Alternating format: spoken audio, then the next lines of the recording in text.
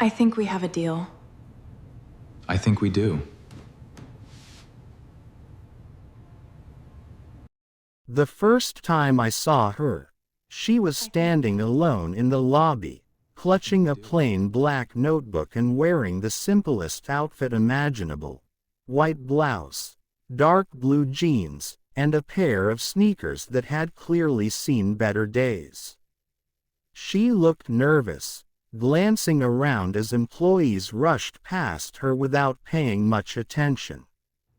Subscribe this chainly. Naturally, I assumed she was another nervous intern starting her first day at Ashford Technologies.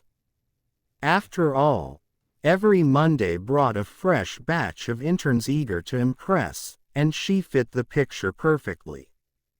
I had worked at Ashford for 3 years as a senior marketing strategist. At 28, I was confident, maybe a little too confident. My coworkers often joked that I could charm anyone into saying yes, whether it was landing a difficult client or convincing someone to grab coffee after work.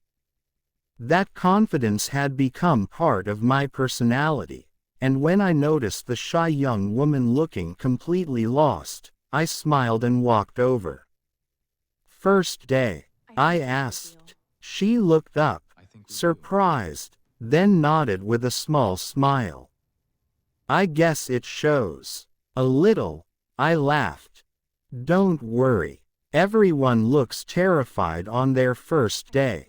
She laughed softly, and the nervousness on her face melted away. "I'm Ethan." "Claire," she replied. "Marketing." "I'm just here to learn." That answer seemed vague, but plenty of interns rotated through different departments, so I didn't think much about it.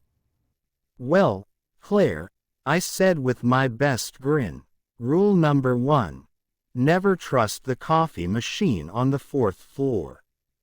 It tastes like burnt tires." She burst into laughter. "And rule number 2. Never say no when I invite you to lunch." She raised an eyebrow. "Is that company policy?" "It should be." She shook her head, smiling. "I'll think about it." Over the next week, I kept running into Claire. Sometimes in the cafeteria, sometimes near the elevators, sometimes quietly sitting in empty meeting rooms taking notes while executives spoke. She asked thoughtful questions, not just about marketing, but about leadership, company culture, and long-term strategy.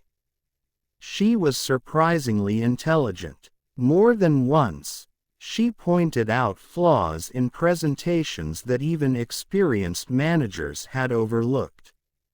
"Have you studied business?" I asked one afternoon. "A little." "You keep saying, 'a little.'" She smiled mysteriously. "I've had good teachers." The more time we spent together, the more I liked her. She wasn't impressed by expensive watches or flashy cars.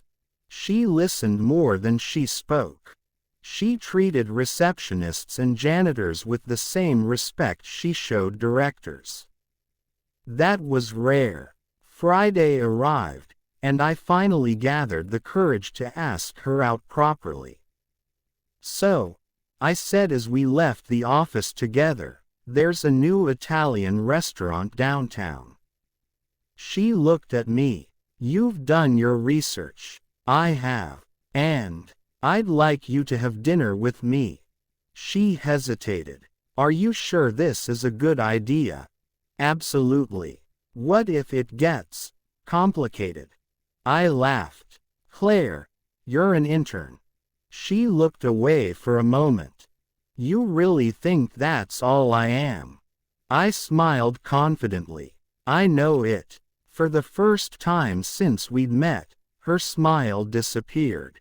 "I should go." She walked away before I could ask what had upset her. All weekend I replayed the conversation in my head. Had I offended her? Monday morning arrived with an unexpected email. Mandatory all-staff meeting. Attendance required. The entire company gathered in the auditorium. Rumors spread quickly. The founder is coming. No, it's a new CEO. I heard the owner's daughter is taking over. I sat near the middle, still hoping I'd see Claire. The lights dimmed.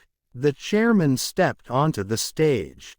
Ladies and gentlemen, he announced, please welcome the new Chief Executive Officer and majority owner of Ashford Technologies. My heart skipped. A familiar figure walked confidently onto the stage. White blouse. Dark blue blazer. The same calm smile. Claire. Every employee stood and applauded. I remained frozen in my seat. The woman I'd spent an entire week flirting with wasn't an intern. She owned the company.